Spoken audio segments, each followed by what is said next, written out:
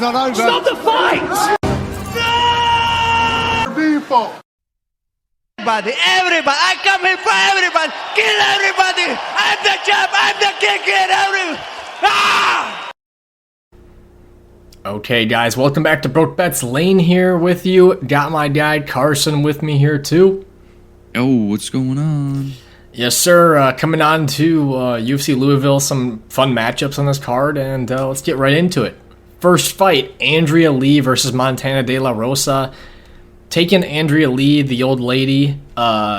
Montana is a punching bag from what I've seen. She just likes to clinch, pretty much hold her own in that area, pushes people up against the fence, and I feel like Lee's going to be the better striker, the better potential grappler, even though Montana has good takedown defense. So just give me Lee by decision. What are your thoughts? Yeah, probably be a close fight here, as these women fights tend to be, and yeah, I just think Lee will have more damaging strikes on the feet and throw more volume here. So yeah, I like Lee to win decision. In terms of trusting a fighter, there is none of that in this type of a fight. 13-9 record, 4-fight losing streak. 12-9 record, 3-fight losing streak on the other side. So what the fuck? Like, let's kick off the night with Snooze Fest, shall we? Yes, we shall. All right, Lee by decision. Okay, for the next fight, we have Daniel Marcos versus John Castaneda. Taking Daniel Marcos, the undefeated fighter. Last time he fought, we got robbed. He was way ahead in that fight. AREQ Klein looked for a way out of the fight with a nut shot. Pretty sure it didn't even land that clean. I don't remember. Yep, it didn't. Yeah. It was annoying too. I think it was like a 2-unit bet or something big from us, and flat out just didn't get it. So Marcos, though, I like the point striking style as well as the ability to kind of stay tall on the cage and stay away from takedowns. But the point fighting style at range is really hard to outdo. We could see a close decision here, though, just because when they have these striking matches, it can be kind of hard to tell who's ahead. But, you know, if you're on the Castaneda side, there might be good reason with that grappling. But I like the leg kicks and just more diversity in that stand-up with Marcos. Yeah, I think Daniel Marcos is a little better defensively sound than John Castaneda. He's always got that hard guard and is rolling with those punches, and he doesn't really get hit clean all that often. So for that reason, I think gotta lean Marcos here. John Castaneda throws pretty good volume as well, though, and has good pace and pressure, and can mix in the grappling too. So, like you said, I think it'll be a close fight, but I think Marcos will be landing the more damaging strikes in this one. With that leg kick, he threw out that jab against ARQ Lang and busted his face up for all of that fight, really. Throws good knees as well, too, so I like Marcos here. Yeah, if you're looking at Castaneda's side, two main weapons are that the left body / high kick. He can kind of go in between those two kicks. And then the left straight. I think the jab beats the straight, so yeah. Go with Marcos by decision.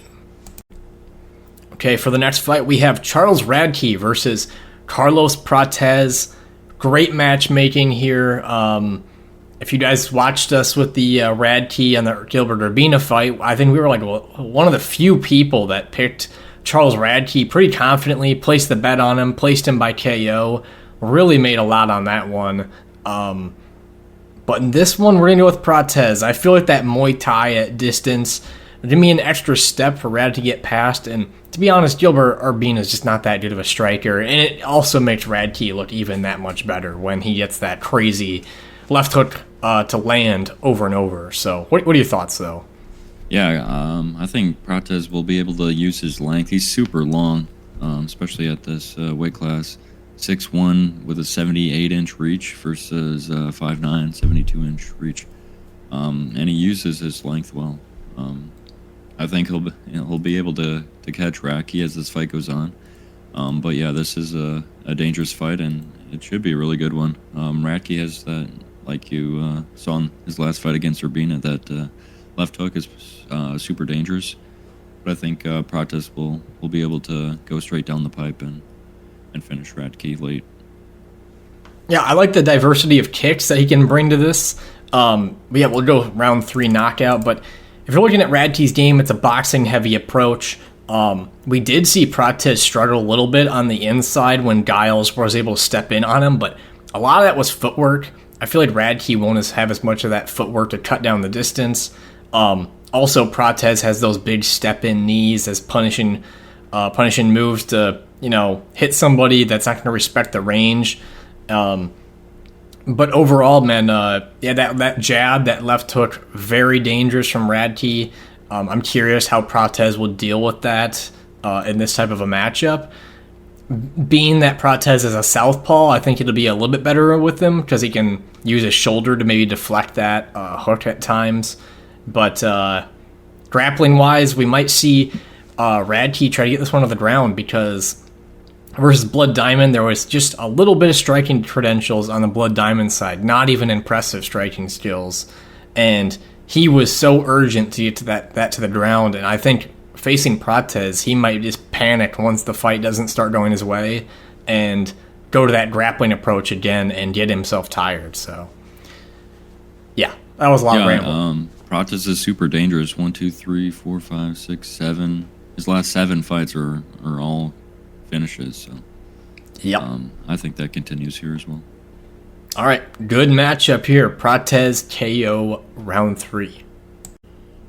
Okay, for the next fight, we got Thiago Moises versus Ludovit Klein. Taking Ludovit Klein here. I thought he was going to be actually a plus 200 underdog just because of Moises' grappling credentials. But when I checked the odds, he's a slight favorite, which actually surprised me. And that was after doing our research and stuff for making the picks. So, I just feel like in this type of a fight, Moises, being known as a submission grappler, I think in rounds 1 and 2 is where Klein can really shine on doing most of his damage. And then he can survive round 3's grappling and make it to a decision. And I'm going to say he wins 29-28 on the scorecard. Yeah, another interesting matchup. It could go either way.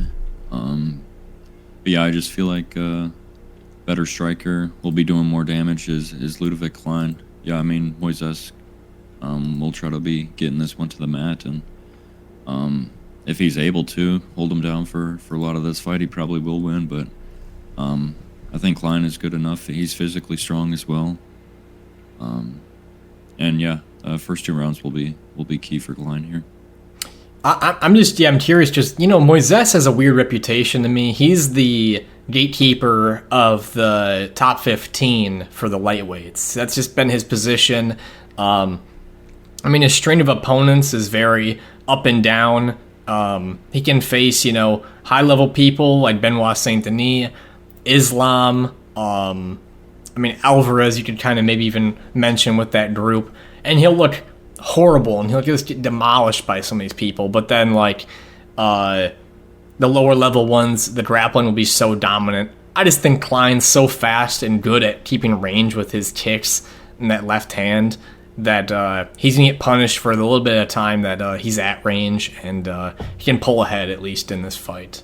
So, interesting matchup again. I like this one going late. So, yep. All right, Klein by decision. Okay, for the next fight, we had Brad Katona versus Jesse Butler.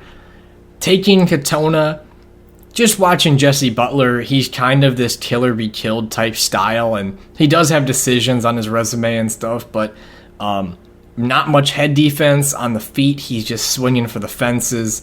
Can get clipped himself, obviously, with the Jim Miller fight, but I think there's better examples. I think that first round knockout he had against Fullen, just swinging for the fences, and he was that one that ended up landing. But if Fullen threw back, he could have easily knocked out Butler. And then you also have the grappling advantage on the side of Katona.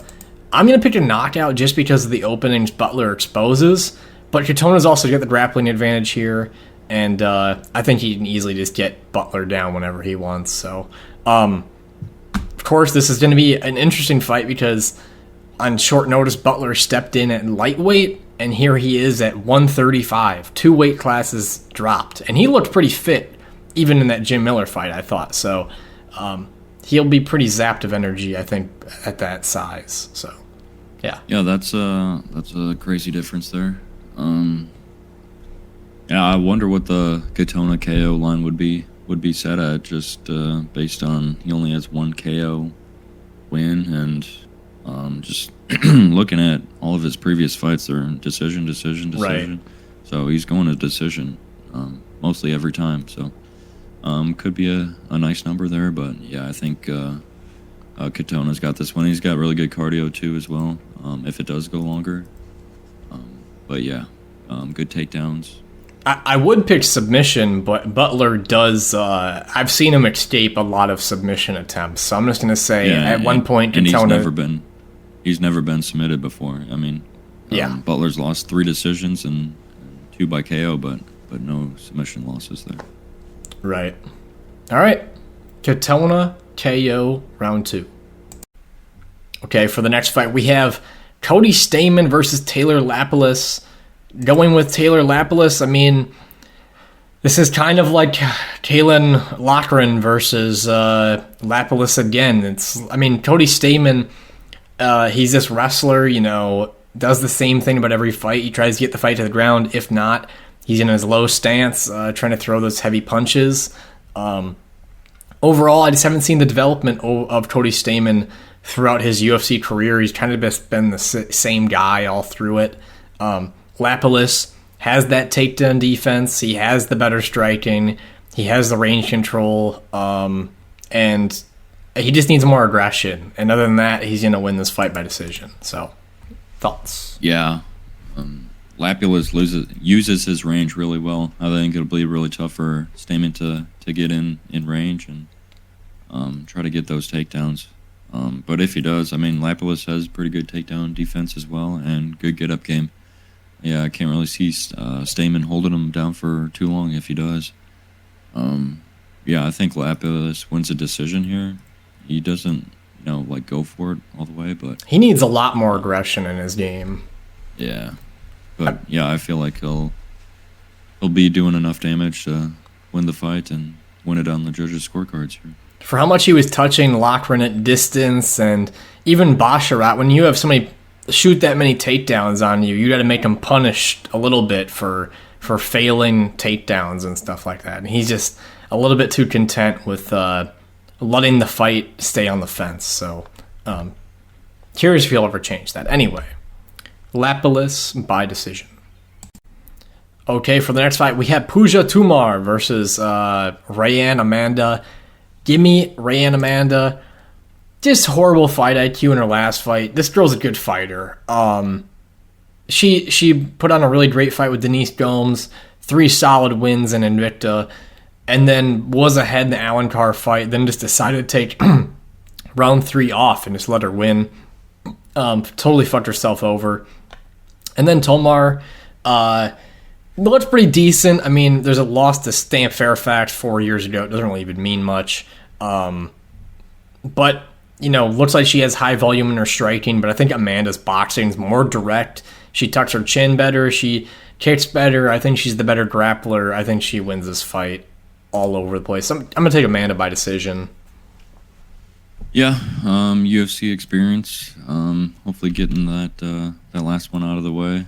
And then, I think she'll be able to bounce back here. She's got pretty quick hands.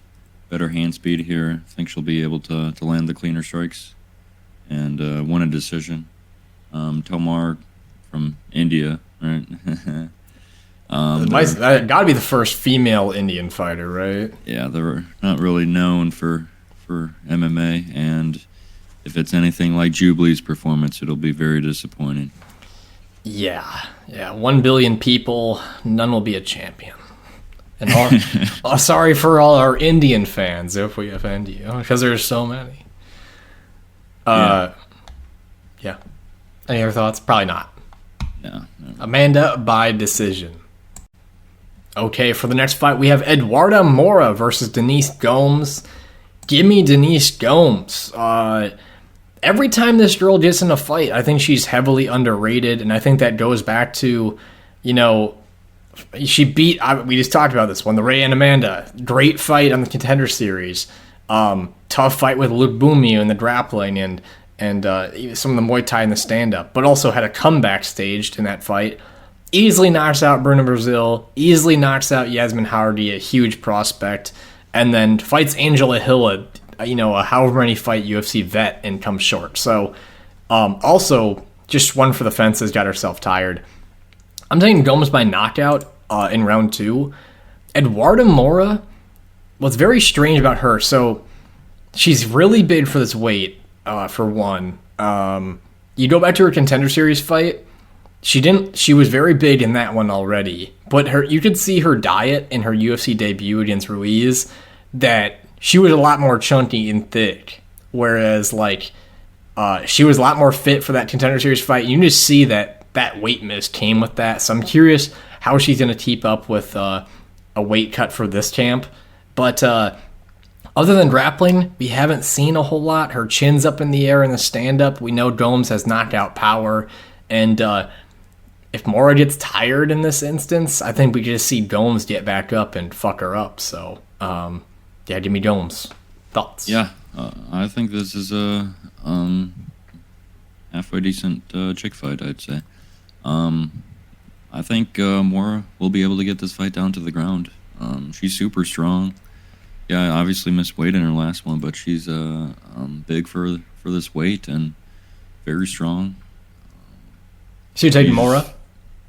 Yeah, I think I lean towards Moura here. She's a finisher as well. She's only been in one decision, so could be interested to see if it does go longer, if she'll slow down. But she's probably on the sauce, like you were saying earlier.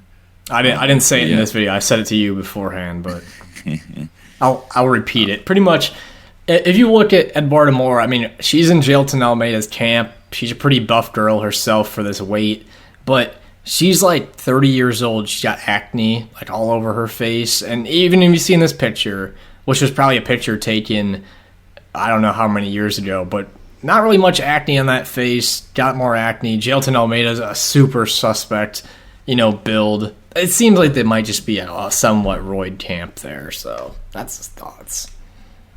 Yeah, and that's fair.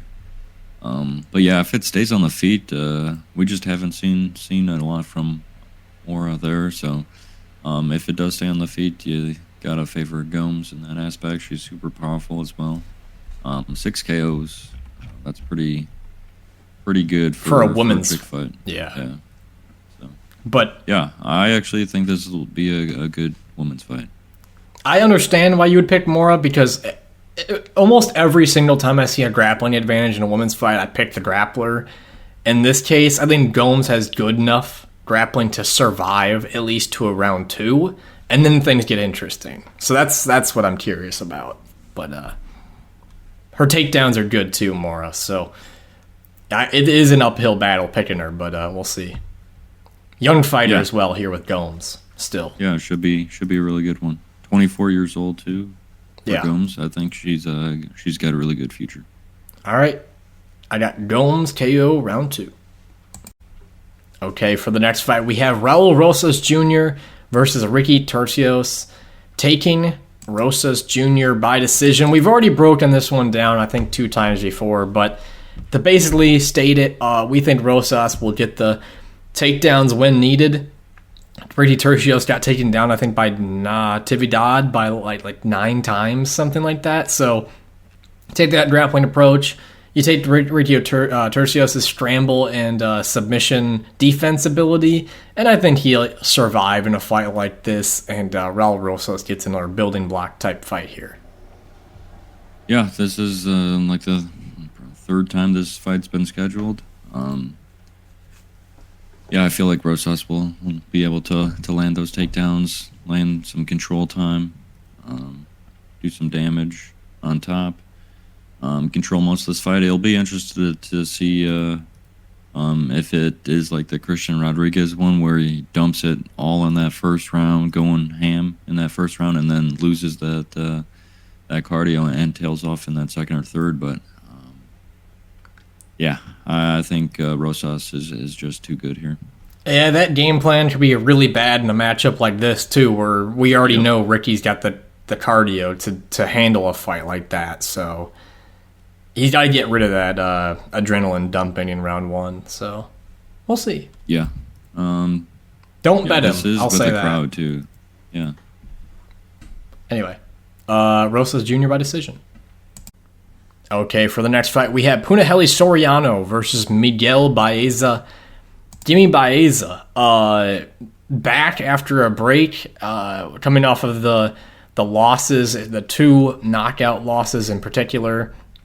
Baeza just has this thing, and I think it's just a bad genetic thing he's got going, or maybe it's just his stance he needs to improve, but it's he's just got like low shoulders and a long neck, and it allows his chin to sit in the air real high. And he doesn't protect it extremely well, but I think in this type of a fight, he's just got a more diverse skill set than Soriano does. We've seen Soriano, all he does is throw the left hand, and if it misses, it misses, and people start to see it coming, and then he's got that wrestling background. It doesn't really help him at all. He can use the defensive wrestling, even though it doesn't really take him anywhere.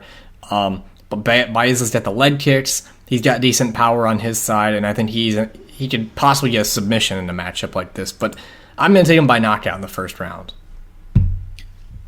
Yeah, Soriano, he just really likes to throw hooks, and that's pretty much all he throws. He was a decent-sized favorite, I believe, in his last one against Stoltzfus. Oh, dude, I fell for the fucking trick. I said I wouldn't bet him for like after one of his last fights, and then I fucking bet him again in that one, and I lost. I was so mad. Yep. Yeah. He has not looked good. He's lost 4 to his last 5. So, yeah, he's not been looking good of late. But Baeza, he's coming off like a 2-year layoff about. Yeah, a little over 2 years. Getting KO'd twice in a row from Chaos Williams and then Andre Fialho. Yeah, I think the break would be good for him. Just recover with that chin and not take so much damage back to back. But hopefully he's improved a ton. He's got really good kicks. He throws good combos as well. He's got really good power. He's a finisher. I like what he's about, and I think he wins this fight here. At once was a prospect, and even looked good for a lot of that the Ponzinibbio fight. That was a pretty close fight, and he looked good in the beginning of the Fialho fight too. And he was ripping the shit out of Chaos Williams' leg, and then he just decided to go 50-50 trades with him and got clipped. So I like his aggression, but it's to his fault at times as well. His cardio still holds up pretty well. I think he's got the cardio advantage in this fight. Just fucking knock him out. Let's get a comeback fight here. Yes, please. Yeah. Okay, for the next fight, we have Bruno Ferreira versus Dustin Stoltzfus. Give me Bruno. Hulk, left hand, powerful. Stoltzfus, slow. Only thing he's got going for him is really the ability to outmuscle people with grappling, but even so, he slows down a little bit. And Bruno Ferreira's just got that knockout touch, that touch of death. Give me a round 1 knockout. Yeah, Bruno's a killer. He's 11-1. All of them have been finishes, 8 KOs, 6 in the first round, 3 subs, all in the first round. He starts it early, and he's really dangerous in that first round. And I think he'll be able to go out there, land that touch of death on Stoltzfus and KO him here. Every time I think of Stoltzfus, all I think about is how Sean Strickland just absolutely trashed him and he was his teammate. Like, Stoltzfus did like yoga or something, and he's like, that's why you fucking suck so bad, is because you do yoga. Like, why don't you just fucking fight more? So, that's all. Every time his name comes up, that's all I can think of. But yeah, mostly using muscle to kind of win his fights. I feel like Bruno actually showed some good scramble ability versus Gregory Rodriguez. And if you actually just watch the range control this guy has for his size at 185, it's pretty damn impressive. Stoltzfus was getting hit clean, even by Soriano at times, until he Soriano was threw the fight away, we'll just say. Right, exactly. So yeah, simple as that for me. I like him as a parlay leg or just by finish. So Yep. Fajeda Probably KO finish. round 1. Okay, for the next fight we have Julian Marquez versus Zach Reese. Yikes! This is not a it'd be a fun fight actually, I think, to watch, but not very good fighters facing off against each other. As we just talked about with gimmicks and people, when I think of a name, I'm reminded by one thing. When I think of Julian Marquez, all I can think about is him like asking Miley Cyrus to be his Valentine after that like Sam Alvey fight or something like that a long time ago. But that's all I can remember him for. He's got, some highlight reel stuff. He knocked out Phil Halls, but overall the cardio is trash, and if he can't win in rounds 1, 1.5, I think Zach Reese can have better cardio going late, use that length kicking, although his chin's pretty high in the air. Marquez doesn't have crazy power in the hands, so I'm going to say Reese can get it done by submission as well. Thoughts? Yeah, I think this one ends early. Yeah, just like what you said, Marquez, he's a finisher as well too. All of his wins are by finish, and same with Zach Reese here. All wins by finish. Marquez has only been to decision twice, and in his last 2 fights, he was getting finished pretty brutally. Yeah. Especially that Rodriguez one was was crazy. I remember that was like Mike 50 Beltran. strikes in a row. Yeah, Mike Beltran let that one go for quite a while. Made that finish look even better. But yeah, interesting fight. Yeah, not too much else to say. I think it ends early either way. I've always been curious, like, Marquez has never, ever leaned out at all. Like, he's like pretty muscular dude, but like... Yeah, he's very muscular. He's always had that, like baby fat layer on top of everything. And, like, always curious if he'll ever lean out. And I don't think I've seen it on his Instagram, so I don't think he has, and I don't think he's headed that direction. Reese doesn't show a great experience either. That's why this one's just so messy. But I'm just going to say he's got better cardio. Both guys are actually pretty good at submissions. I just think as soon as Marquez gets tired, Reese will have a better chance of winning. So, boom. Reese, submission round 2. Okay, for the next fight, we have Dominic Reyes versus Dustin Jacoby. I like this fight. I like this fight a lot. I think it's a very winnable fight for both guys, but I'm going with Dominic Reyes. It's so tough because, he's coming off of power punchers. Blachowicz, power puncher. Jiri, power puncher. Ryan Spann, power puncher. And while Dustin Jacoby still has power, it's just not the same type of power. And, Dom Reyes... The one big thing I wish he would get better at is not telegraphing his shit. He was throwing those body kicks versus Spann. Super slow, chin straight up in the air. You could just see him coming from a mile away. And then when he was even fighting Jan Blachowicz, he's like charging up these punches. He's pulling them back in order to throw them forward. And that's where you're getting countered. Just throw a jab, get the basics down, and win a fight. But I think he might use some grappling in this one. I like Reyes. What are your thoughts? Yeah, it is a very winnable fight, and I think this is a good matchup for Reyes. Jacoby is just an absolute idiot. He's got no IQ. He does have some IQ, not great IQ. Yeah, the Kennedy win, at the time, it's like... But Kennedy has no IQ, so... But Kennedy just lost to OSP, who's 40 years old. That win doesn't even look good. Right.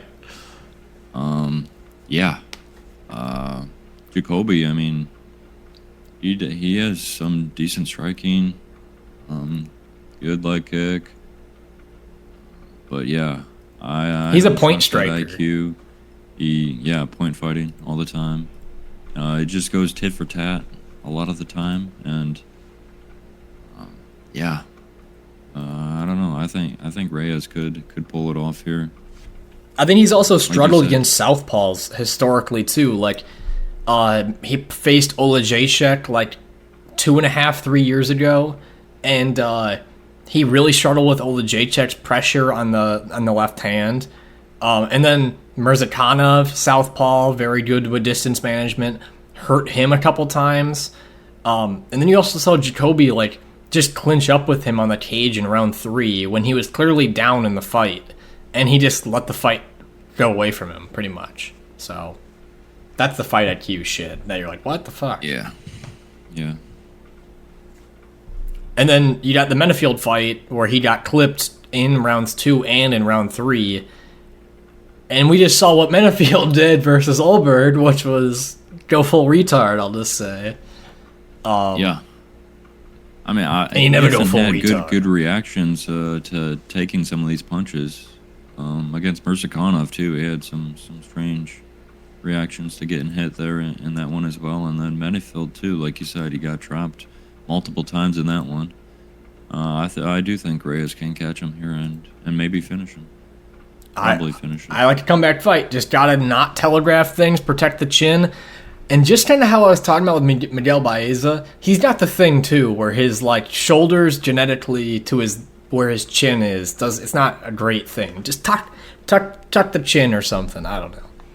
Anyway, Reyes KO round 2, I'm saying. Maybe use some of that grappling because you're so big, and Jacoby hasn't really been tested with his grappling too many times. So, yeah. Okay, for the main event, guys, please drop a like, subscribe, check out that Patreon as always, get those bets early, and yeah, comment anything you'd like.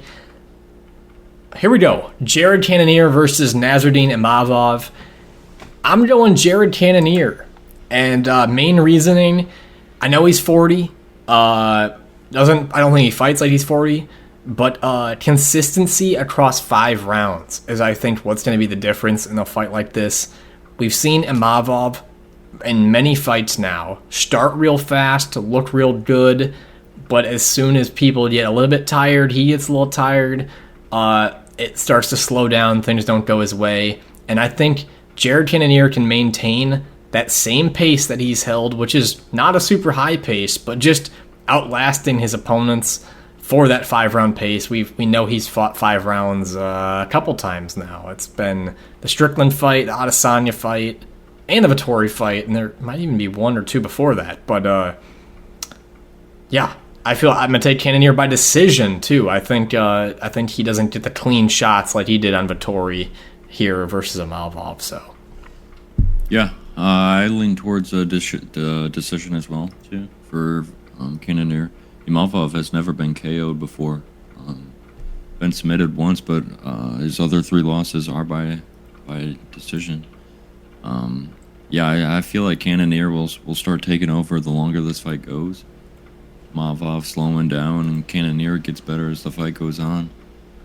He feels the range really well, and he's super consistent. He doesn't look 40 at all. He's looked his best his last couple fights. Strickland fight, he looked really good. yeah, And the Adesanya one before then too. I mean, Adesanya didn't really touch him that much. I mean, I know he lost unanimous decision, but it wasn't like a. he got caught clean domination. more in the first round of the Vettori fight than he ever even got touched by Izzy. So, yeah. Yeah, but yeah, I think this will be a really good fight, close fight. But I see Cannonier coming out on top. Also, the American facing the Frog here in Louisville, they're going to cheer for the American. Yeah, Cannonier's consistent pace. And I think, honestly, like, Imavov will probably look like the favorite for a little bit, but then over time, man, he'll just start to fade, and live betting, Cannonier's a good option here. Yeah, I feel that too. Imavov's going to be starting fast and slow down as the fight goes on. Yep. All right. Any more thoughts here? Nope. I think it's simple as that as well. Cannonier by decision.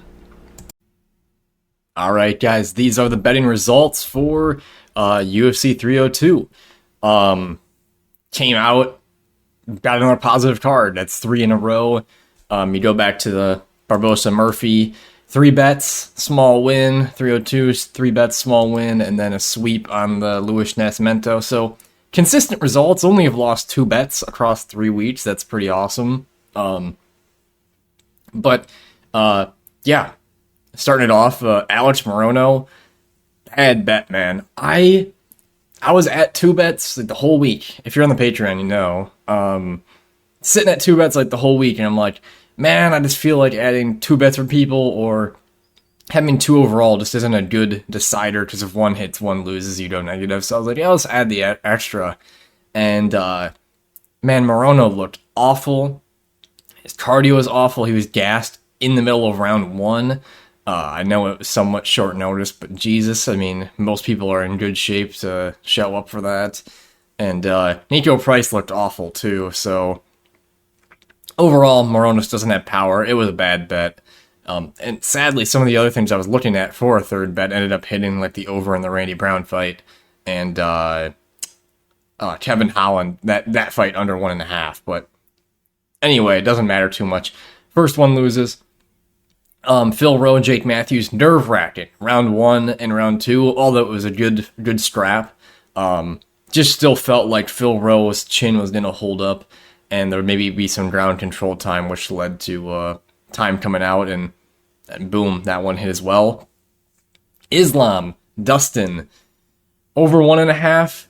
I shouldn't say it hit super easily, because Makhachev was on his back and stuff, but we also knew if he gets that position like that, anybody's going to stall and do whatever they can to survive that position for the time being. So we get that one as well.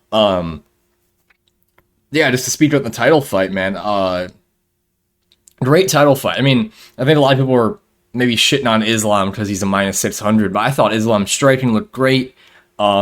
He stayed in the war. I mean, sure, he didn't slug as much as Dustin wanted to, but, and then when he did get tagged, you could kind of see he was thinking about the takedown on a retreat.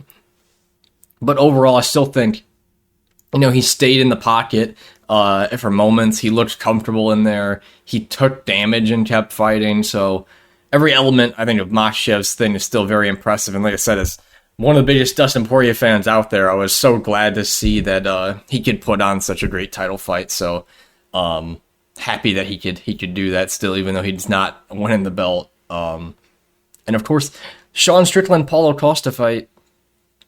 Yeah, Paulo, I know Sean also is, not doing much, but Paulo didn't even try to punch him in the head maybe more than, 20 times. That's just kind of unacceptable for a guy who wins by that, and don't really understand the game plan past round 4. It's like, yeah, you're down, you need to go. Of course, there's a fucked up scorecard there. But yeah, guys, those are the betting results. I know we're not throwing a crazy amount of money out there, but if you just take the unit size of this, if you want to increase it to whatever amount, you're gonna profit units here, and it's pretty consistent. There's some people that put out 7 bets. Not the greatest strategy if you're only confident in 2 or 3 of them. Well, we'll pick out the 2 or 3 and we'll hit them. So, yeah. Thanks for watching, guys. As always, peace.